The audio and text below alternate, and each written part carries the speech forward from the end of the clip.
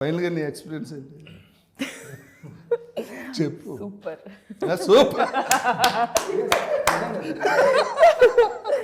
It is a very good experience. Single take లో చేసేసాము ఇద్దరం కూడా. వెరీ గుడ్ సింగిల్ అంటే ఎక్స్పీరియన్స్. అయితే మరి వన్ మోర్ చెప్పమన్నా పోయి డైరెక్ట్ అదే అది చెప్పకుండా వాళ్ళు సింగిల్ టేక్ లో ఓకే చేసి చాలా బాగుంది. యాక్చువల్లీ నవీన్కి అస్సలు అవసరం లేదు సింగిల్ టేక్. అంతో కొంత నేను ఒకవేళ చేస్తుంటే నాకు ఇంకో టేక్ అవసరం అయ్యేదేమో, కానీ అవసరం పడలేదు. Naveen did a great job.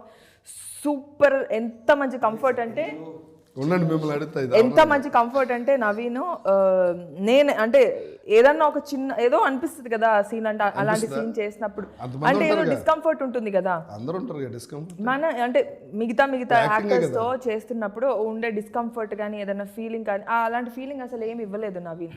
Very nice, very comfortable. నీకు ఇలా ఓకేనా, నాకు అలా ఓకేనా, ఇలా చేద్దాం అలా చేద్దాము, ఎంత అంటే అది చాలా బాగా అనిపించింది నవీన్ సైడ్ నుంచి.